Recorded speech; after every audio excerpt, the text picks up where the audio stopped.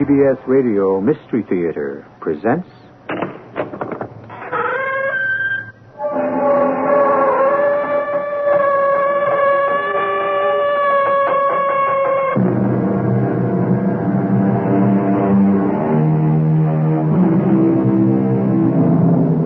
Come in.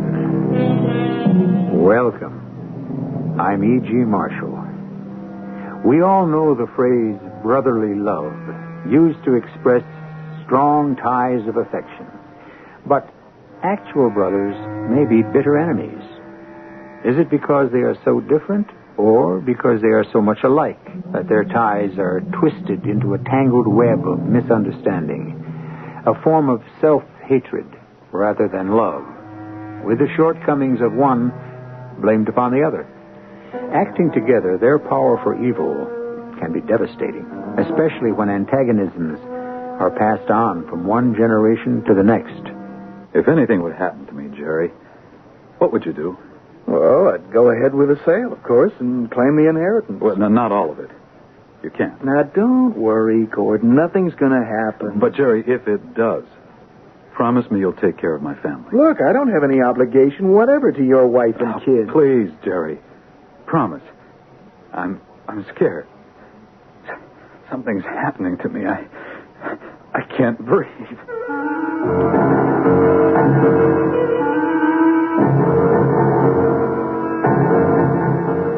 Our mystery drama, Stamped for Death, was written especially for the Mystery Theater by Elizabeth Pennell and stars Lloyd Battista and Russell Horton. It is sponsored in part by General Electric Citizen Band Radios and Buick Motor Division. I'll be back shortly with Act One.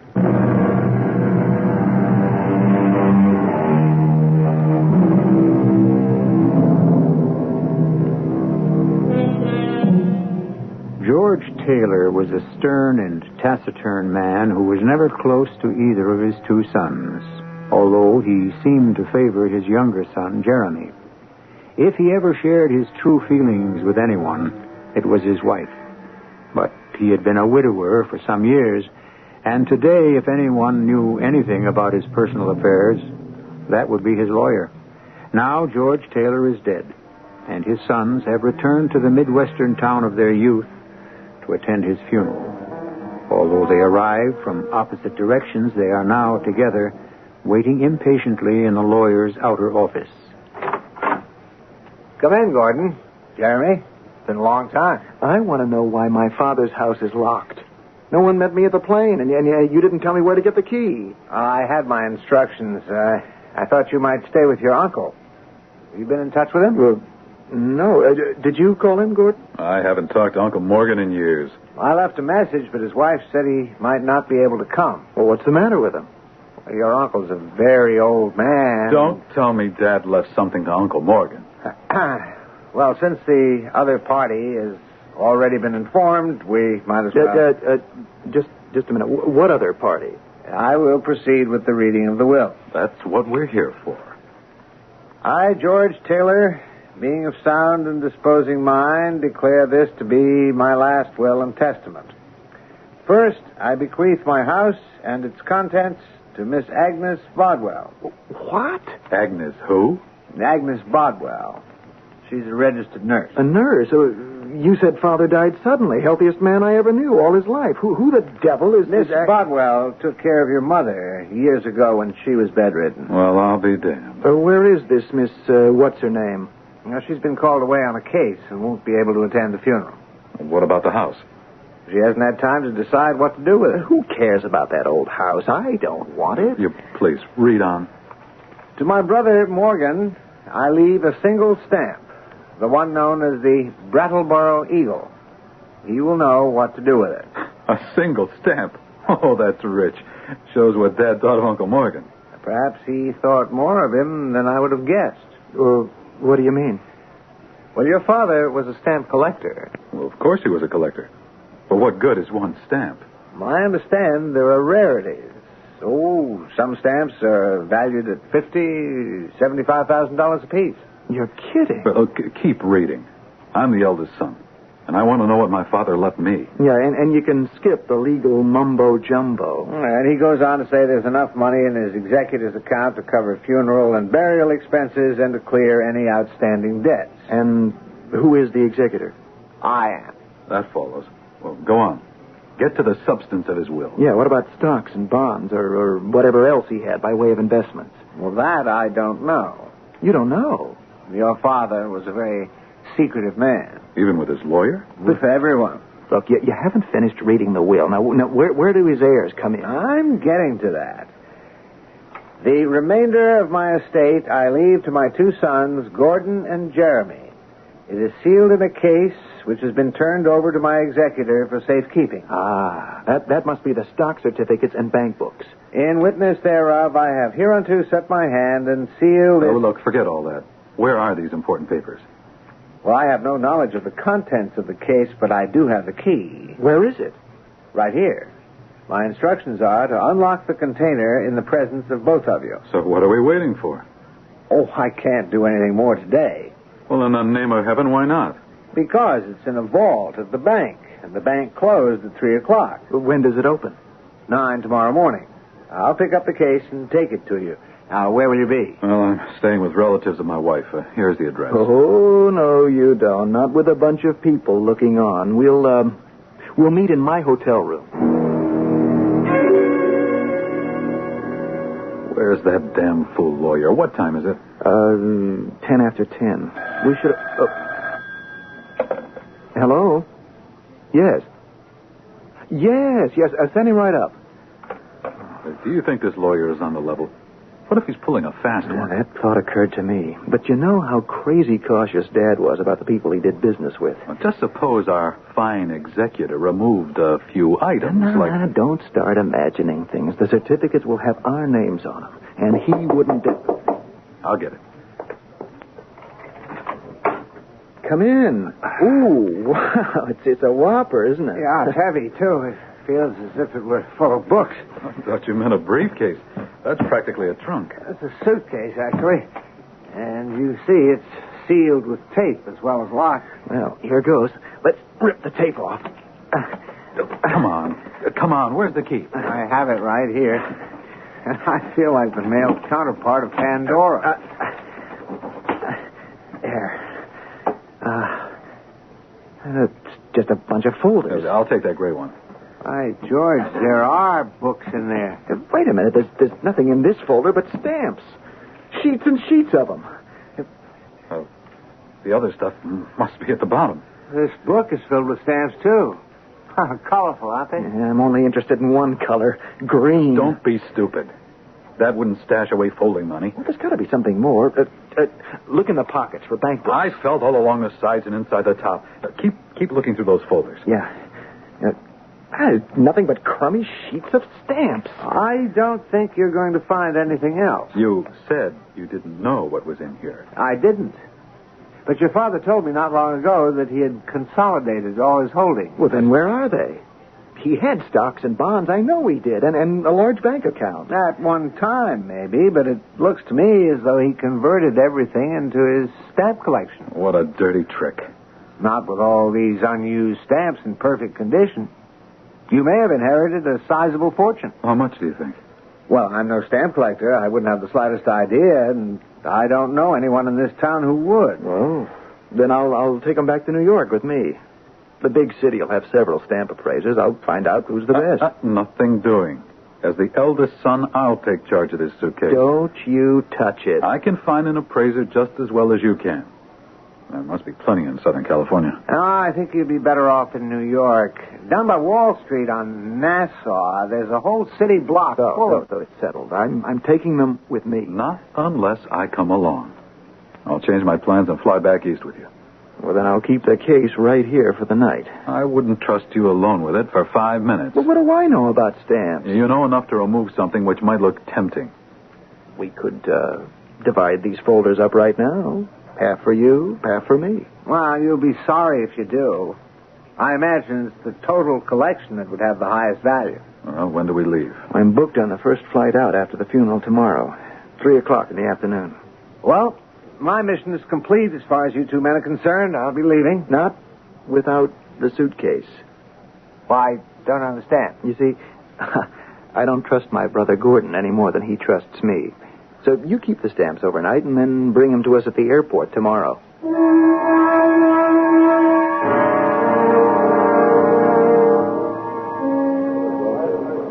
Are you quite sure your flight hasn't been canceled? Well, seems to be right on schedule. Yeah, what I thought with all those hurricane warnings on the East Coast... Doesn't mean a thing to these big jets.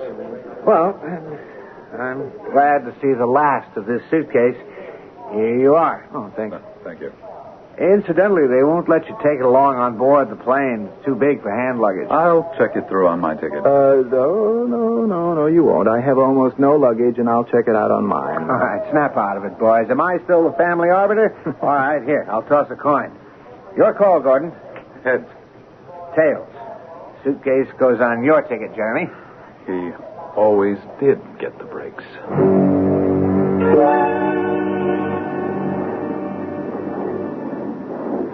Jerry, I just thought of something. Don't bother me. I'm trying to sleep. But I just thought, what if Uncle Morgan really got the best of the deal? Well, how could he? Well, if that one stamp is so valuable, maybe that's where all Dad's money went. Impossible. Now, what makes you so sure? I told you, he cleaned up in that big oil deal. You cleaned up on it, too, didn't you? I never cleaned up on anything. Believe me, I'm just as poor as you are. So will you shut up and let me get some sleep?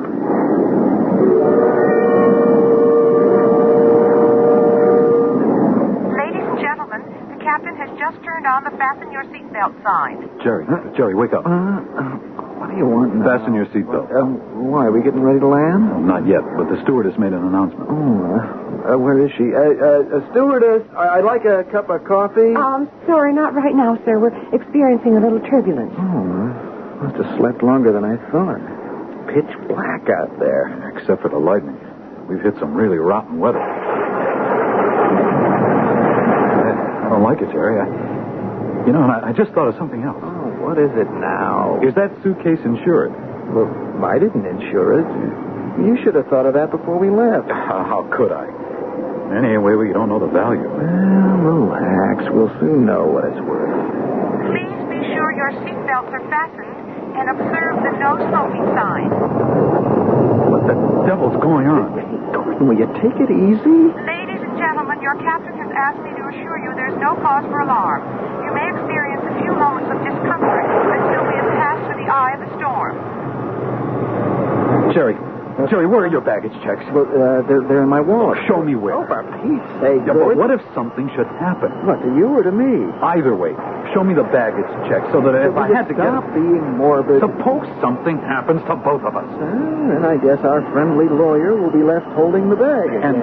And if something should happen to me, promise you'll take care of my family. Now, what makes you think a bachelor doesn't have responsibility? Well, not like mine. Promise me I don't have any obligation whatsoever to your wife and kids. Ladies and gentlemen, your attention, please. Your captain is in full command. We can all cooperate by remaining calm. Why doesn't the captain come on and tell us so himself? I imagine he's too busy handling the plane. How can you be so calm? Jerry, something's happening to me. I can't breathe. We are coming in for an emergency landing. I repeat, we are forced to make an emergency landing. Should the plane become depressurized, the compartment over your head will open automatically. Take the oxygen mask and place it firmly over the mouth and nose. Gordon, do what she says. Look, promise me, Jeremy. Promise me that you... Good Lord. But we're out of control. The plane is going to crash.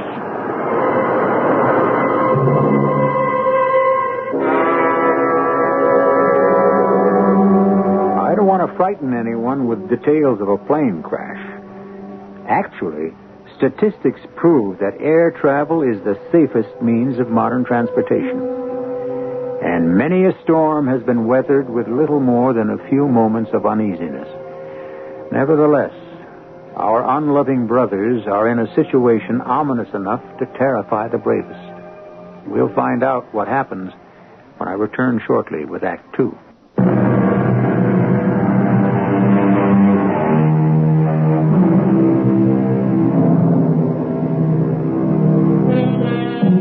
Wills are written for protection, but sometimes an inheritance causes more dissension than joy. We have yet to find out who will reap the benefit of George Taylor's estate, a stamp collection which could be of great value. His two sons were planning to turn it into cash when they got to New York. But did they reach their destination? You will recall that George Taylor had an older brother, Morgan, and by the terms of the will, this older brother inherited a single stamp, reputed to be a rarity. He's examining it right now while his wife does the breakfast dishes. More coffee, Morgan? No, thank you, dear. I'm fine. Oh, wouldn't you know, my hands are wet. I'm coming. Hello? Who? Oh, yes. Who is it? Your brother's lawyer. You know, the man who brought you the stamp. I wonder what he wants. No. No, we never look at television in the morning. No, the radio's not on just now. Yes, we do have a newspaper, but we haven't gotten around to it yet. We saved that for the afternoon. Well, what is it, Martha? What's happened that's so important? My goodness. Is that so? Oh, yes. Yes, I will. Well, thank you very much for calling. Well, now, what was that all about? Does he want the stamp back? No, nothing to do with your stamp. Then what is it? Your nephews. They've been in a plane crash. What? I thought that would get a rise out of you. Martha, please, stop teasing. Have they been hurt? No. Both escaped without a scratch. That's what the lawyer phoned to tell us. Oh, thank goodness they're all right. Where's the morning newspaper? Let's find out what happened. Oh, here it is. All over the front page. Well, read it to me. Jetliner, flight to New York. The plane was caught on the tail end of that big hurricane we heard about yesterday. Oh, a really bad storm. And it goes on to say, emergency landings skillfully handled by the pilot. Courageous crew evacuated all passengers without a casualty. Are the boys' pictures there? No, but take a look at what was once the plane. It caught fire right after all the passengers escaped. Think of that. It says the mail bags burned up and every bit of baggage completely destroyed. Oh, what difference does that make as long as no lives were lost?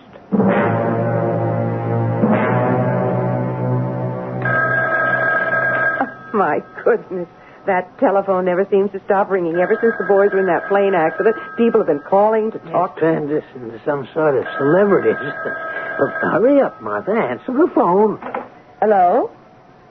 Why, hello, Gordon.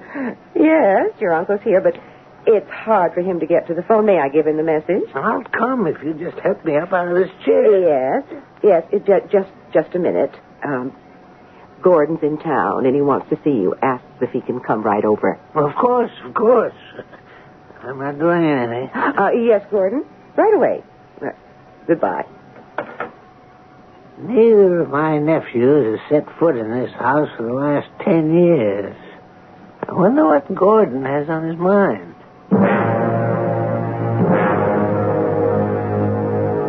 It certainly was a relief to learn that you'd come to no harm, Gordon. But it must have been a terrible experience for both of you. You bet it was. But I'll come right to the point. Yeah, I wish you would. Uncle Morgan, how much money did my father have? Well, that's a strange question for you to ask me. How would I know? Well, you must have some idea. Well, your father bragged to me once a long time ago that he was well on the way to becoming a millionaire. Did you believe him? He never discussed his personal affairs, but when your father made up his mind to get what he wanted... But all that money, what became of it? I was under the impression from your father's will that you and your brother inherited the bulk of his estate. What we inherited was a collection of stamps. Oh, you're lucky. Your father had a very valuable collection. How valuable? Why, his block of Colombian inverts alone would be worth, say, $20,000. And that one sheet of misprinted commemoratives... Uncle Morgan, I don't know anything about stamp collecting. You see, the entire collection burned in that plane crash. Oh. Well, now, that does make a difference. Darn right it makes a difference. Jerry and I are wiped out. Maybe you don't know that I was recently laid off, And I am completely broke. Oh, I'm sorry. Uncle Morgan, you're the only person I can turn to. You have to loan me some money. I've got to have money to live. Well, so do we all. But you're comfortable. Look at this house. Mortgage to the hill. I only want to borrow some money. Your aunt and I get by just barely on Social Security and the interest on a few small investments. It's hardly enough to pay our monthly bills. Look, there's no use beating around the bush. I happen to know that by the terms of my father's will, you were left a single stamp. Oh, Gordon, you've upset him. Now, your uncle can't talk anymore. You'll hear me out. Not now. I will have to ask you to leave. Uncle Morgan, you... Now, that will be all, Gordon. Your uncle has had enough for one day. I'll be back. You can count on it. I'll be back.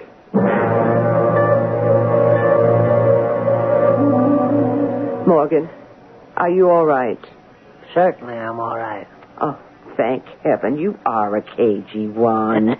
You were putting on an act, weren't you? Of course. And you did very well, too. Morgan, you are going to sell the stamp that your brother left you, aren't you? Well, it all depends. Well, it could make a great difference in our lives. For better or worse, do you think? Well, you know I've never complained. I'm suspicious of my so-called inheritance. Why should my dear brother George think kindly of me for once in his miserable life? Well, maybe he was trying to make up for the past. He always did play me for a sucker. And his sons are nothing but chips off the old block. Morgan, guess who phoned while you were taking a nap? No need to tell me. I've been expecting to hear from my second nephew. Jeremy will be here this afternoon. Good. When he comes, bring him into my bedroom, and I'll be working on my stamps. How are you, Uncle Morgan? Oh, well enough, I suppose, for an old man. Sure looks familiar, seeing you with a stamp collection. I remember when I was a kid how you and Dad used to compare notes. You're quite mistaken if you think we ever compared notes. But you both collected stamps. Well, I was never anything but a hobbyist. My father was an investor. He always said I didn't know a damn thing about stamps. Uncle Morgan, I'd like to see the stamp my father left you. Is it here? No, it's been put away for safekeeping. Oh, you mean it's not in the house? Well, I didn't say that. But my eyesight is not what it used to be, and I wouldn't want to get it mixed up. Well, tell me where it is. I'll get it for you. Oh, not now, Jeremy. Let's just have a visit. Tell me, how's your business doing? Oh, my business. What a laugh. Uncle Morgan, the fact is I need money, and I have a proposition to make to you. I've already made it clear to your brother that I'm penniless, so don't ask me for a loan. I know a way we can both benefit from the stamp my father left you. Tell me. Turn the stamp over to me, and I'll put it up as collateral for a business loan to tide me over. Then I'll give you your share of... My share? Well, that stamp was left to me. Well, sure, but you and Aunt Martha will have plenty of money to live on, and when I get on my feet, you'll have the stamp back. Don't you see? That's a proposition I'd have to think about. Why don't you think about it now? Oh, in good time, Jeremy. That's enough for today. I'll get in touch with you when I've thought it over. Well, Gordon, you said you were going to talk to your lawyer. Have you come to any conclusion? Well, I haven't been able to see him yet. But I'm convinced that my father was not in his right mind when he made his will. So, what are you going to do? Unless you agree to sell the stamp and give me my rightful share, I'm going to sue you. Why, come in, Jeremy. What lovely flowers. For a lovely lady, Aunt Martha. Oh, thank you. I suppose you want to see your uncle. No, not at all. I came especially to see you. I can't believe this is strictly a social call. Oh, but it is. I thought you and I could get together and do something nice for Uncle Morgan. Oh, that's very thoughtful. I realize that now he's mostly confined to his bed. You must be the family decision maker. Morgan and I have always worked together. Oh, it's only natural with someone his age. Uncle Morgan's mind works slowly. On the other hand, if you and I... You want that stamp for collateral, don't you? Exactly. Where is it, Aunt Martha? Perhaps I shouldn't be doing this.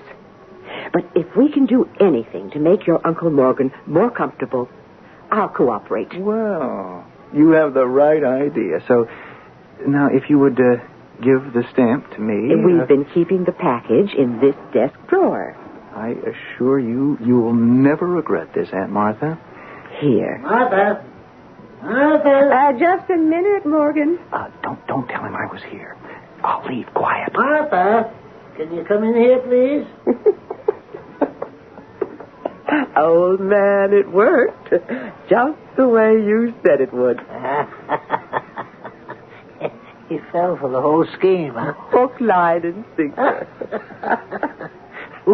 Wait till he opens the package and finds out it's nothing but a sheet of blank paper.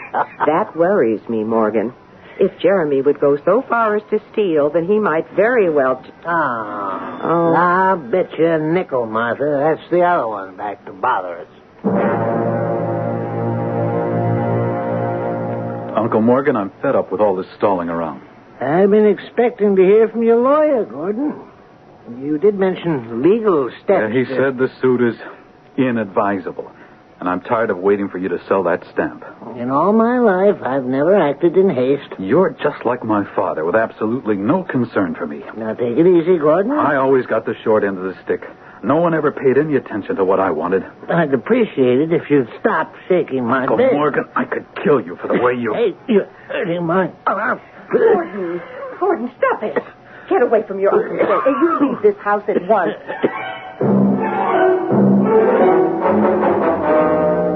Dearest, are you sure you're all right? Yes. He didn't hurt me. Oh, but the coughing fit. You aren't putting it on this time, are you? No, Martha, no. I feel better now. I'm going to call the doctor. The best medicine will be to keep those wretched nephews away. I will do anything Not to worry, Martha, dear. Just get a paper and pencil and let me dictate a letter. It certainly was good of you to come all this way to look at my husband's stamp. Oh, I'd travel around the world if I thought there was a chance to purchase the very rare rattle-barrel eagle. Well, then it really is as valuable as they say? Oh, very, very few are known to exist.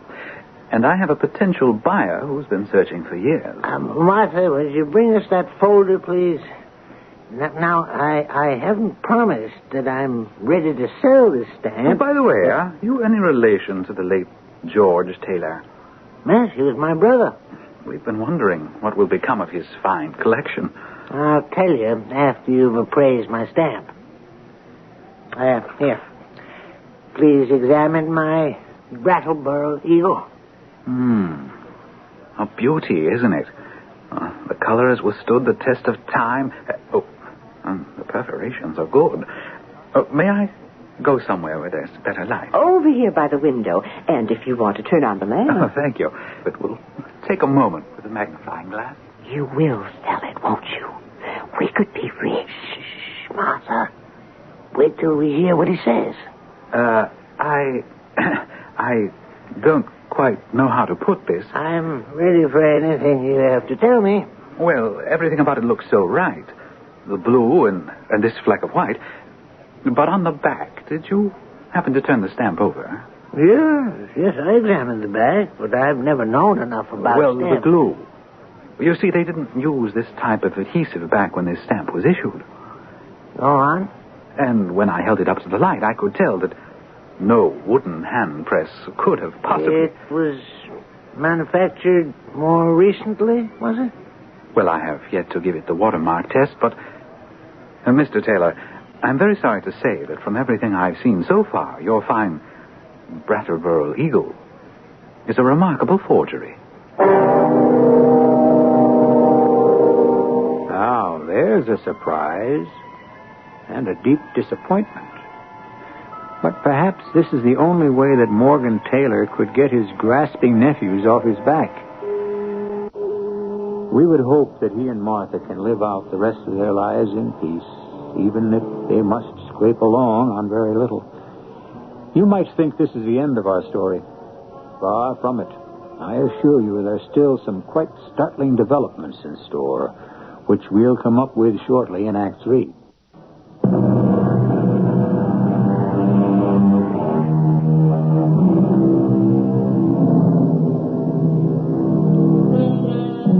Perhaps Morgan Taylor knew more about stamps all along. It would seem his brother had played a cruel joke, leaving him nothing but a worthless forgery. The valuable stamps in that collection are lost forever, and Morgan, who now knows he does not have long to live, is worried not about his own future, but about his wife. I'm sorry, Mother. If it had worked out differently, I would have put it all in your name. Oh, now, don't you worry about me. All we both must do is to help you get well, the doctor said. I know what the doctor said. And I can read between the lines. Now, Morgan, you're overwrought. But you can be sure we'll hear no more from your nephews once they know the truth about your magnificent inheritance. That's just it, Mother. I don't want them to know. What? Oh, my dear husband. I should have guessed that you'd keep on playing the game. Well, if that's what you call it, a game. Will you play it with me? We've always been partners. I'll do anything you say. Then promise me that as long as I live, my nephews will never know that my grand inheritance was nothing but a scrap of worthless paper. We've come to apologize, Aunt Martha. I guess that plane wreck really cracked us up for a while. First there was Dad's death, and Oh, then... your uncle and I understand. You boys have been through a great deal. How is Uncle Morgan?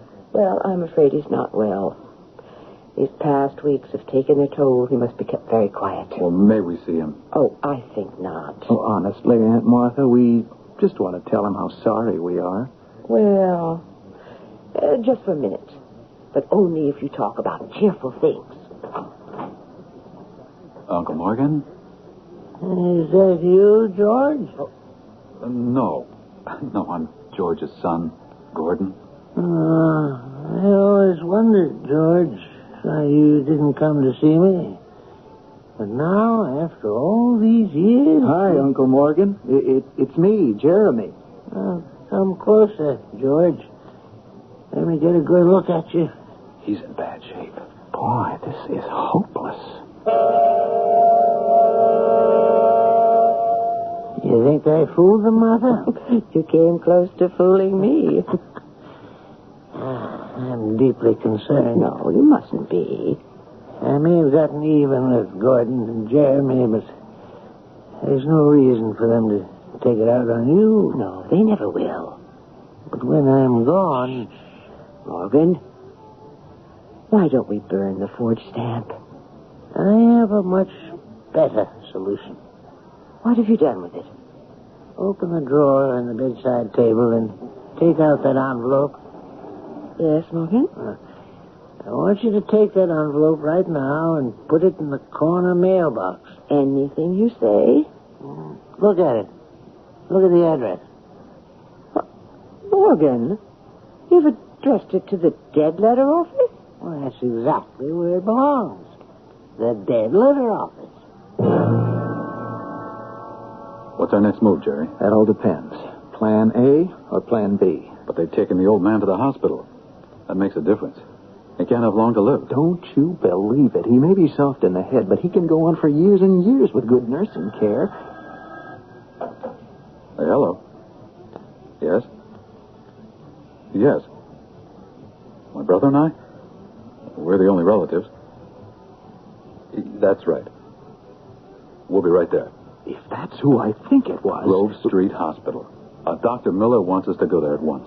Things are happening sooner than we thought. I'm Dr. Miller. Your name is Taylor? Oh, that's right. You've called us here because of our uncle? Why, no. It's about Mrs. Taylor, your aunt. And Martha asked you to call us. We knew Uncle Morgan was in the hospital. Well, they're both here. Mrs. Taylor was brought in this morning with a coronary. Aunt Martha? Well, how is she? Resting comfortably at the moment, but I felt it wise to notify the next of kin. Well, of course, you did the right thing. I'll take you to her room. Hello, Gordon.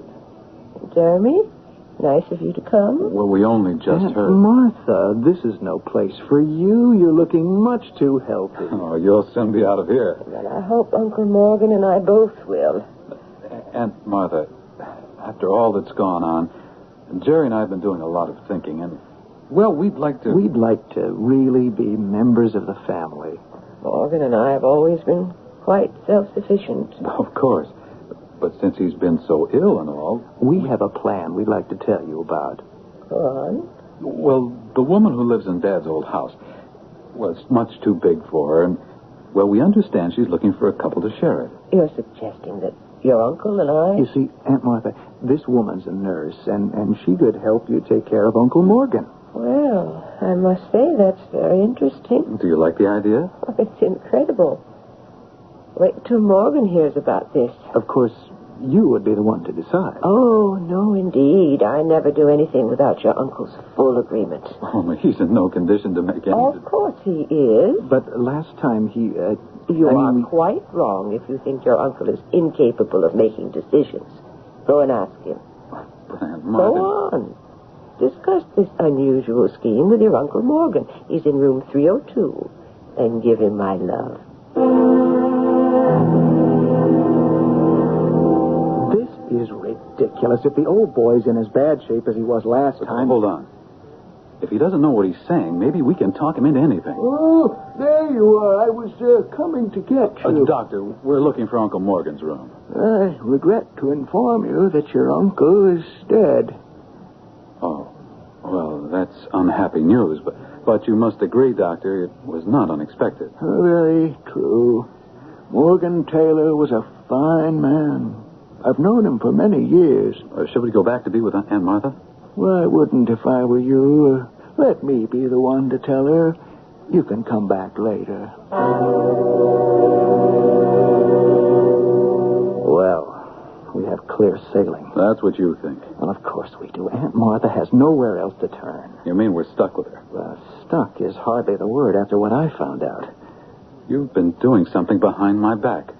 I wondered why you were so agreeable. I've simply been using my time to learn more about rare stamps.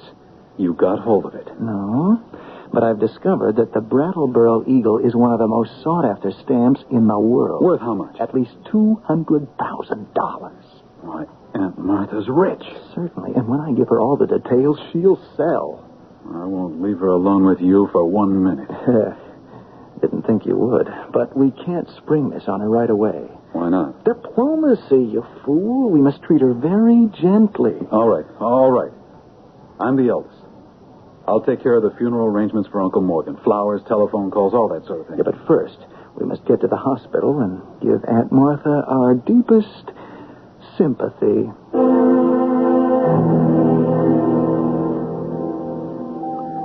We're here to see Mrs. Morgan Taylor. Never mind, nurse. I'll speak to them. I'm glad you're here. Well, is it all right to see Aunt Martha now? Come down here where we can be alone. I've been trying to reach you. Well, I know there are things to be taken care of, and I'm quite ready to accept all the responsibility. Sit down, please. Well, how is Aunt Martha? I have seldom known a more devoted couple than your aunt and uncle. Oh, I know, and I'm sure Aunt Martha is going to need all... It's strange. Or perhaps it isn't. How often this sort of thing happens? Well, our parents were that way. Sort of as if one always knew what the other was thinking. Well, then you'll be better prepared for what I have to tell you. Just let me talk to Aunt Martha. I realize, Doctor, that she has no family of her own. When I told her of your uncle's death, she took it very calmly. Of course, She knew how ill he was. Well, he was an old man. He couldn't go on forever. But without him, you see... No, don't worry, Doctor. I've made up my mind to take good care of her. I gave her a sedative. Do you think it's worn off by now? When I looked in on her later, she was gone. What? She left the hospital? Within an hour of your uncle's death, your aunt died peacefully in her sleep. I'm glad you took full responsibility. That lets me off the hook. Not now. The whole situation has changed. Oh, no, it hasn't. You're the older brother, and you asked for it. Go on, do your duty. Please, Jerry. The lawyer said that's enough cash to cover a decent burial. But the will says we share and share alike. Share what? Nothing but bills and a mortgage. Well, I'm putting their house up for sale. You can't until we find a stamp. You're the expert. Go through that collection again. It must be there. It's not. Nothing but some U.S. commemoratives. Maybe a couple of $100 worth. Well, sell them. I think the Brattleboro may be in a safe deposit box. Well, then where's the key? Oh, no use. I've looked in every one of those drawers. Well, what did the lawyer have to say? He knows nothing. He says he never even met Uncle Morgan. Do you believe him? As much as you do. Well, I've been through the closets and every pocket. Hey, the books. What if he put the stamp between the pages of one of those books? I'll stay here until I go through each one of them. And maybe there's a safe behind one of these walls. I'll tear down this house if I have to. No. You have to get back to your family. I'll stay on here and see what I can do. I'm not leaving here until I find it. Not if I find it first.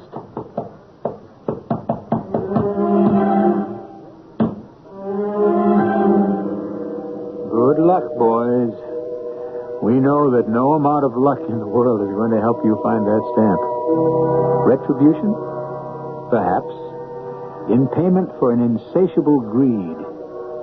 Not everyone earns his own way in this world, but if you depend upon someone else to make your way easier, you may be in for an unhappy awakening. I'll be back shortly. The 1977 Buick Regal. It comes with Buick's terrific V6 engine. It carries 6 people and lots of Buick comfort. It's lean. It's maneuverable in city traffic. It's the most luxurious mid-sized car Buick builds. Yeah, this new Regal is pretty much everything a car should be, except for one thing. It isn't yours yet, but it can be. Just see your Buick dealer for a test drive soon. Just about everyone.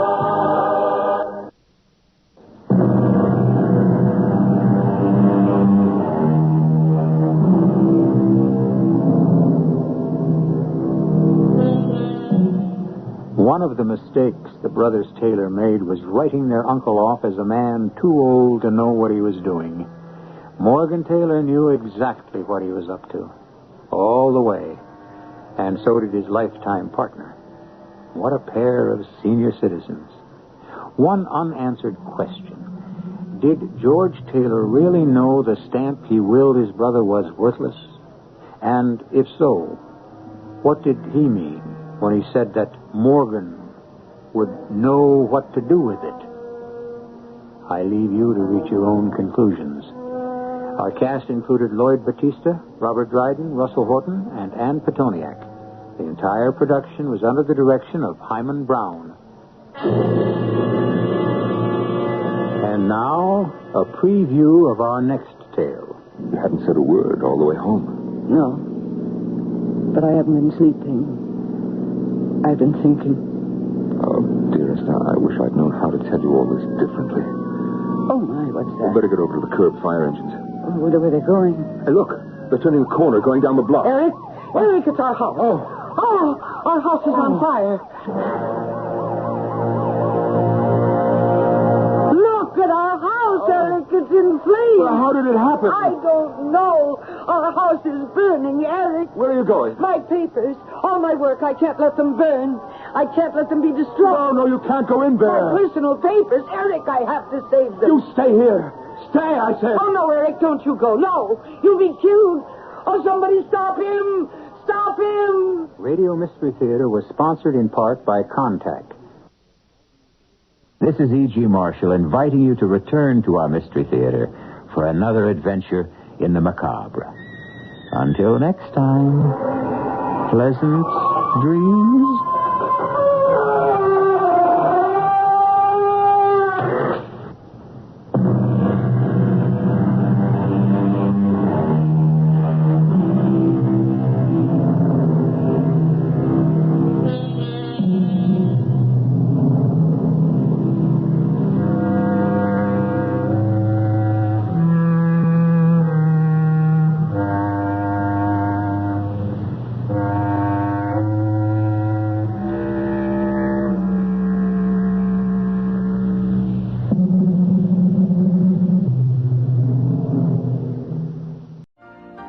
You've been listening to the OTR Gold Network. Find more classic radio at otrgold.com.